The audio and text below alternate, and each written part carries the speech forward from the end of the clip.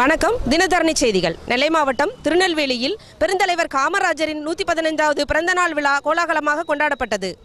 OBC railway union சார்பாக மாலை அணிவித்து மரியாதை செய்யப்பட்டது. பெருந்தலைவர் காமராஜர் அவர்களின் 115வது பிறந்த நாளை முன்னிட்டு ஓபிசி ரயில்வே எம்ப்ளாயீஸ் யூனியன் சார்பாக நெல்லை கிளையின் சார்பாக நெல்லை கிளை நிர்வாகிகள் அனைவரும் சேர்ந்து இந்த காமராஜர் சிலைக்கு மாலை அணிவித்து மரியாதை செய்து இனிப்பு வழங்கியதில் பெருமிதம் கொள்கிறோம். தமிழகத்திற்கு கல்வி என்னும் ஒளியை தந்து மறைந்த காமராஜரின் ஒப்பற்ற புகழ் என்றும் ஓங்க வேண்டும் என்று, என்றும் நிலைத்திருக்க வேண்டும் என்று ஓபிசி சார்பாக வாழ்த்தி விடைபெறுகிறேன். நன்றி, வணக்கம்.